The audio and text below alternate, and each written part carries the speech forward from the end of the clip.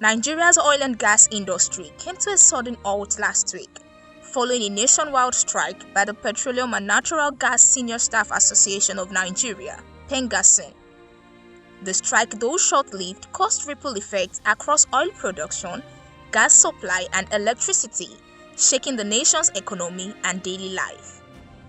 The industrial action began on September 28, 2025, after over 800 workers at the Dangote refinery were reportedly dismissed. PENGASSAN accused the management of unfair labor practices and breach of union rights, prompting a total shutdown of oil and gas operations across the country. Within 24 hours, the effects were massive. Nigeria lost an estimated 283,000 barrels of crude oil per day, translating to nearly 16% of national production. At the international benchmark of $92 per barrel, that's a loss of roughly $26 million daily. Gas output also plunged by 1.7 billion standard cubic feet per day, disrupting supplies to major power stations and leading to 1,200 megawatt drop in national electricity generation. This translated to longer blackouts and reduced power supply for homes and small businesses. Before the strike, Nigeria's oil output has been climbing, reaching 1.68 million barrels per day in September, its highest level in so many years. Daily gas production had also peaked at 7 billion cubic feet, a major milestone in national energy recovery. But with the strike, the progress briefly stalled. Gas stations in major cities began running low, with queues reappearing in Lagos and Abuja. Cooking gas prices spiked from around 1,200 naira per kilogram to between 1,800 and 2,000 naira, depending on location. Transport fares and food prices also inched upward as inflationary pressure trickled down to ordinary Nigerians. In the heat of the crisis, the Nigerian National Petroleum Corporation Limited Chief Executive Chairman Bayo Ojulari met with the President Bola Ahmed Tinubu at the State House. Ojulari presented the losses of over $26 million daily and the threat to national energy security and sought the President's intervention. The meeting resulted in a communique signed by both parties. It ordered the immediate reinstatement of dismissed workers, a review of employment terms at the refinery, and a commitment by government and labor to prevent future disruptions. Which I think it was quite an important opportunity to update the President on the progress in NNPC, particularly in terms of our production performance, in terms of all the progress we are making in terms of attracting investment.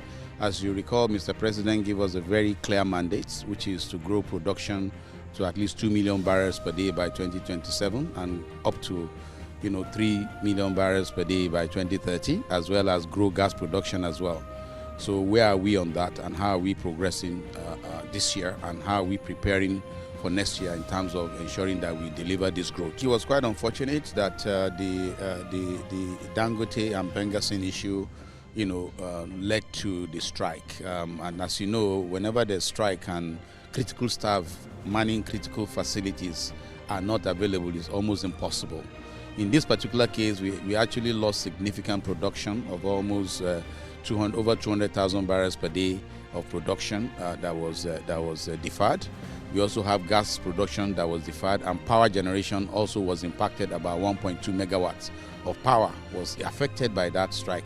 But I think I'm very pleased that the federal government, through the leadership of the Federal Minister for Labor and also full support from the National Security Advisor, we're able to pull together everyone into a dialogue and bring everybody to the table.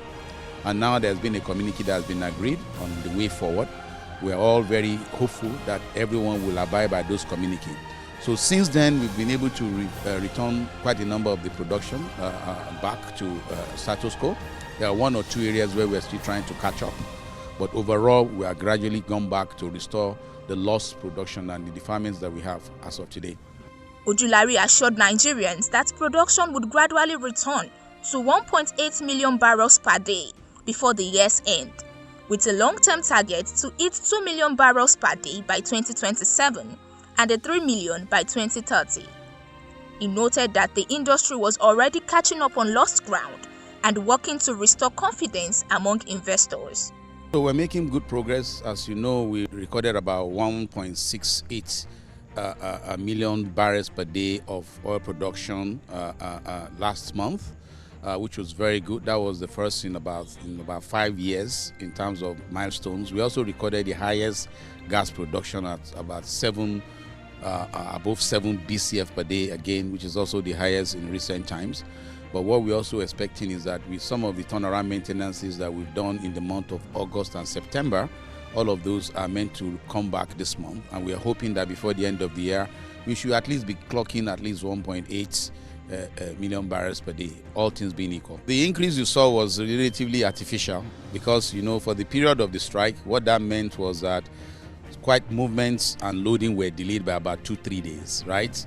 And because of that, you see that impact. As things return back to normal, it takes some time for distribution to be fully restored. So that delay, and of course, as you know, with Nigerians, people take opportunity. With that delay, some of the people that have existing resources and reserves had to put up the price. My expectation is that now that things are back to normal, prices should return back to what they were before the strike.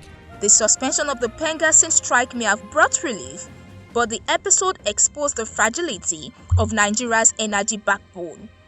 As both sides return to the table, the focus shifts from confrontation to collaboration to ensure that industrial disputes no longer hold an entire nation to ransom.